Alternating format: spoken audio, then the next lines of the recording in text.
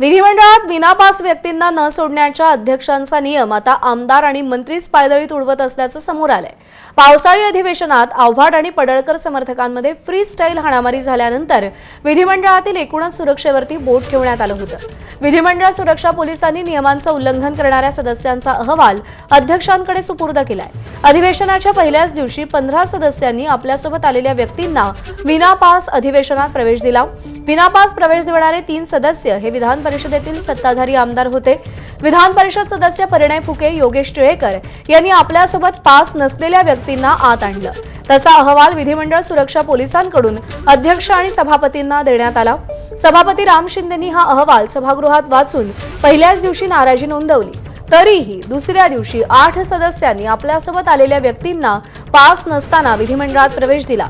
यामध्ये आमदार राजू कारमोरेंसोबत 1 व्यक्ती, प्रकाश सुर्वेंसोबत 2 व्यक्ती, महेश शिंदेंसोबत 1 व्यक्ती, प्रवीण तायडेंसोबत 1, किशोर जोरगेवार यांच्यासोबत 1 व्यक्ती, सिद्धार्थ खरात यांच्यासोबत 1 व्यक्ती आणि मंत्री अशोक उईकेंसोबत एका व्यक्तीला विनापरवाना विधिमंडळामध्ये प्रवेश दिला गेलाय।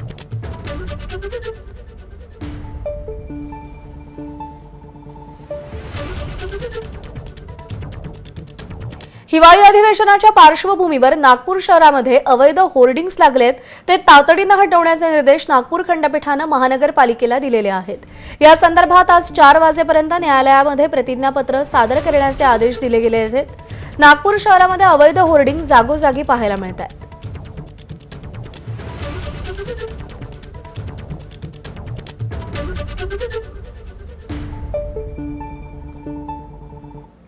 मुंबई अधिवेशनादरम्यान गोपीचंद पडळकर आणि जितेंद्र आव्हाड यांच्या समर्थकांमध्ये झालेल्या राड्याचा अहवाल आता तयार झालाय। आज हा अहवाल विधिमंडळ सुरक्षा रक्षकांकडून विधानसभा अध्यक्षांना दिला जाणार आहे। पावसाळी अधिवेशनादरम्यान सभागृहाच्या परिसरात दोन्ही बाजूंचे कार्यकर्ते हे आमने सामने आलेले होते। या प्रकरणी आता तयार करण्यात आलेला गोपनीय अहवाल विधानसभा अध्यक्षांना देण्यात येणार असल्याची सूत्रांनी माहिती दिली आहे।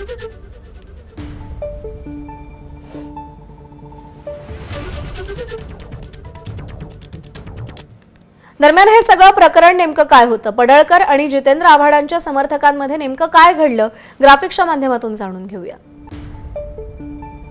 पावसाळी अधिवेशनात जितेंद्र आव्हाड आणि गोपीचंद पडळकरांचे कार्यकर्ते आपसात भिडले होते। विधान भवनाच्या लॉबीतच दोघांच्या कार्यकर्त्यांमध्ये हाणामारी झाली होती। पडळकरांचा कार्यकर्ता ऋषिकेश टकले आणि आव्हाडांचा कार्यकर्ता नितीन देशमुख यांच्यामध्ये ही हाणामारी झाली होती। पडळकरांनी शरद पवार आणि सुप्रिया सुळेंवरती वैयक्तिक टीका केली होती। त्यानंतर विधिमंडळ परिसरात आव्हाडांनी मंगळसूत्र चोर अशी घोषणा दिली होती। एकमेकांवरच्या या टीकेचं रूपांतर कार्यकर्त्यांच्या हाणामारीत झालं होतं।